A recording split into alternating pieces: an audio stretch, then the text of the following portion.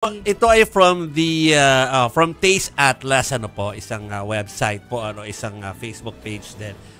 Basta sila nagraranggo-ranggo ng kung ano-ano mga pagkain po all around the world. Pero ito, yung edition nila is about Filipino food, ano po. Lumabas ito over the weekend, pinadala ko sa group chat namin kasi mahilig kami mag-isip kung anong kakainin namin sa dinner. And I'm sure din po, kayo ay nagluluto ngayon, mga misis na nakikinig at nanonood sa atin. Chiki, doon tayo sa best rated muna. Ano ba nakikita mo dyan na gusto mong kainin mamaya? Pero number 1 dyan, sinigang. Agree ba kayo dyan sa lahat ng Pinoy food? Oo, sinigang. Ako rin. Sinigang, agree ako dyan. Ano din siya, para kasi siyang kakaiba kapag kinompare mo, lalo na sa Asian countries, di ba masabaw tayo at makanin? Correct, parang itong sinigang kakaiba kasi. Yung number 2 ay inasal na manok. Ay, hello, Bacolod. Masarap naman po talaga yan. Wow. Pero there was a time na mas preferred ko po yung Anong barbecue? manok? Hindi, yung mga yung manok na lechon manok. Lechon manok. 'Di ba? Yung lechon manok pero ngayon syempre, masarap din 'yun. At saka syempre yung Max masarap din yung dati. Basta manok, okay naman yung number 2 na.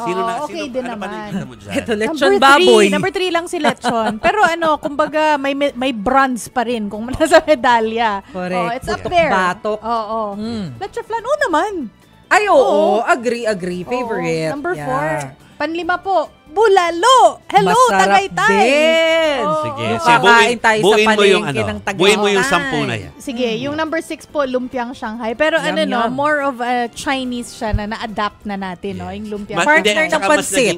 Mas naging tatak na tuloy natin naging kahit Pinoy. sa Amerika. Yeah. Correct. Number 7, tortang talong. Sarap. Ay, masarap. Ayan nga With yes. ketchup, Pinoy na Pinoy, banana ketchup. Number 8 po, ang lechon kawali. Siyempre, why not? Number 9, paborito din nating lahat ito, sisig. Lalo na pag nag-inuman. Oo. Ano yung 10? Number 10, adobo, number 10. Okay, so ito, di ba pinost ko to sa Facebook ko kahapon? Parang kine-question ko lahat ng mga bumoto dito kung bakit hindi lang gusto ang Biko. Kasi kasama siya dun sa worst. Nasa worst rated kasi yung Biko. Pero ito, halos kanina doon sa Studio 10. Oo. Pumasok kami doon nila Patrick. So, katatapos na ng show ni Lourdes. Hello, Lourdes. Baka nakikinig si Lourdes pa uwi. Tsaka si Denise. Meron silang leftover na Biko at saka leche flan. Okay. Guess mo kung anong inupakan namin? Biko. Biko. Talaga ba? Mga parang mahihilig okay naman sa amin si leche flan. Pero feeling ko complete na snack ang Biko for me. Kasi mas mabigat siya. Ako doon ako sa leche flan. Kasi Ako hindi ako leche mahilig flan. sa But kakanin. I also love kakanin. Yeah. So kakainin ko siya. Mahilig din ako dyan. Pero gusto ko rin talaga yung leche flan. Pero si Jovi mahilig talaga sa kakanin, Yes, diba? yes. Yun kasi. Lalo na yung may mga latik-latik Alam mo sa naman, ibabaw. Laking Santa Mesa, Panalo. pero konting lakad lang Agora Market sa San Juan.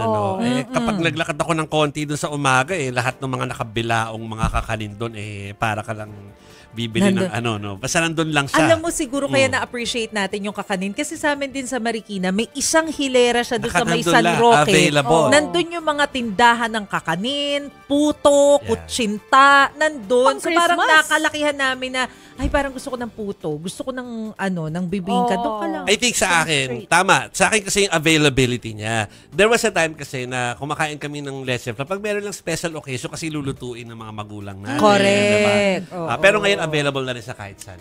Totoo yan. Pero So grabe that's it. naman sa worst. Hindi naman siya worst. Yung Biko. Explain ko. Na-realize ko, nga, kasi po, kapag nilakihan nila Arvic yung image na yan,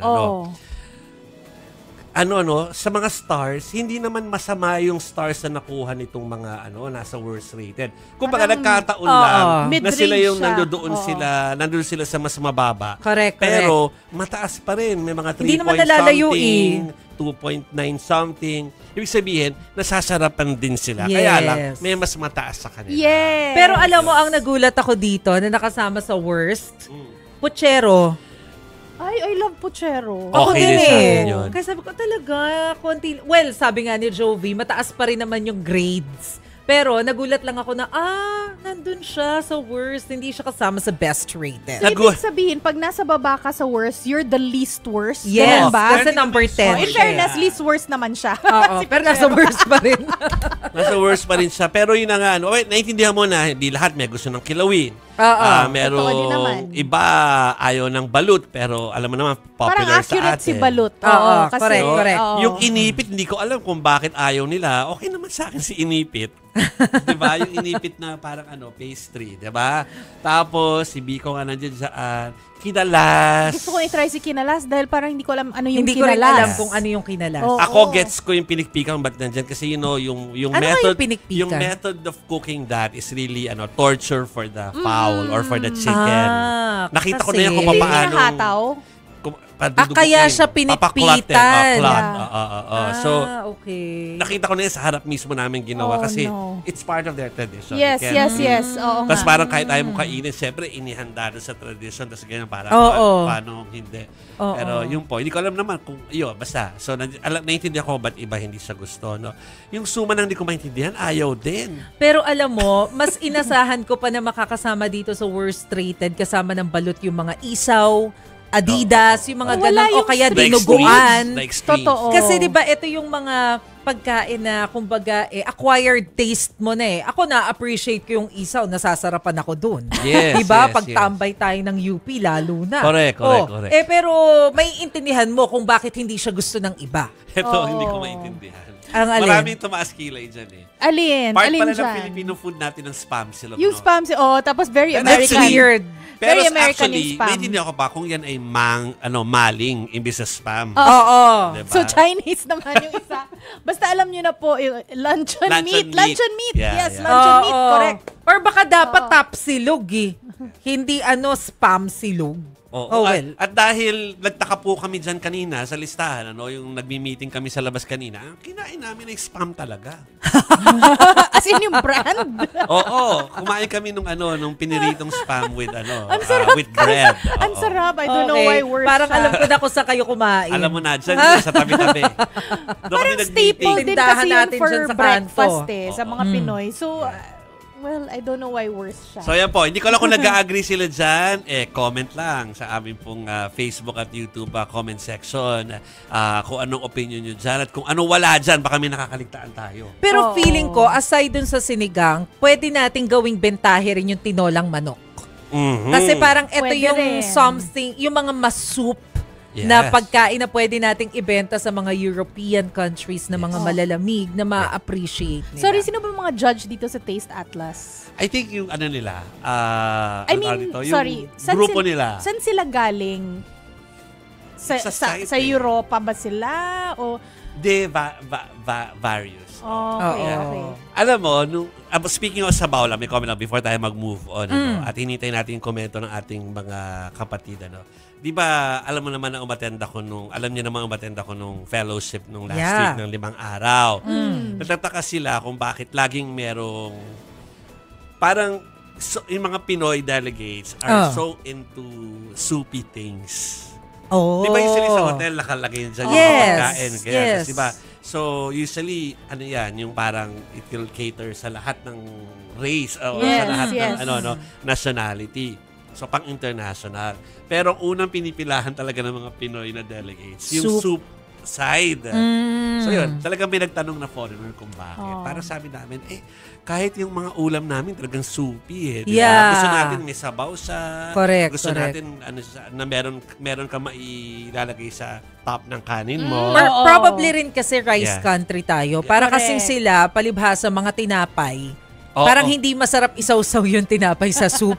Correct. Yung iba nakikita ko, lalo yung mga French po nakasama namin dun sa dun sa fellowship. Siyempre doon sila Bread sa talaga. bread side talaga. Oo. Unang-unang Bread and pupunta. pasta siguro. Eh di ba kahit naman na magpunta ka sa Europe, yung pagkain nila pagka sa mga restaurant tsaka Tinapay. buffet, tinapay.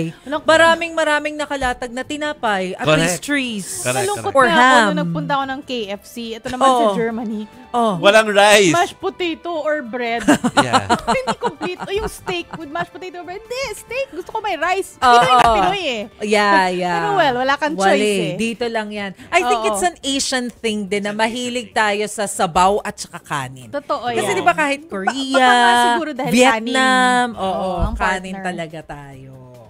So, naku, happy eating mga kapatid at ang mga mothers natin na naghihintay sa mga bahay ngayon sa mga anak nila na parating o yung mga husbands nila na pauwi from work. Yes. Nagluluto kayo. Hindi ko alam kung isa dyan yun. Baka malamang may adobo ngayon. Ay, sigurado yan. Oo. Ayan, masarap talaga. All-time favorite. Although si adobo rito number 10 lang ba? Oo, Yes. oo, number 10 lang Mas si gusto ko adobo. rin actually si sinigang compared kay Sinigang. adobo. Sinigang Oo. kasi is, ayun, kumpleto. Para siyang tom yum soup. Merong gulay. Yeah.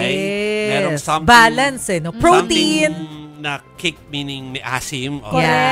Yeah. Oo. Oo. Kaya marami At may saka gusto parang yun. tayo lang yata yung gumagamit ng sampalok, pampaasim. O kaya Oo, kamyas talaga. sa soup. I think hindi Yung ko mga alam baka nagluto meron eh, sa ibang sa ibang countries. Pero 'di ba kasi at saka yung sinigang natin ang daming variation. Sampalok, sinigang sa bayaba, sinigang sa kamyas, sinigang sa kalamansi. Parang ang daming mong choices. May gumagamit pa nga ng ano eh. Watermelon. Watermelon. Yeah. Watermelon. So, Watermelon. manamis-namis. Manamis-namis Yeah. na maasim. Gusto ko yung Na maasim.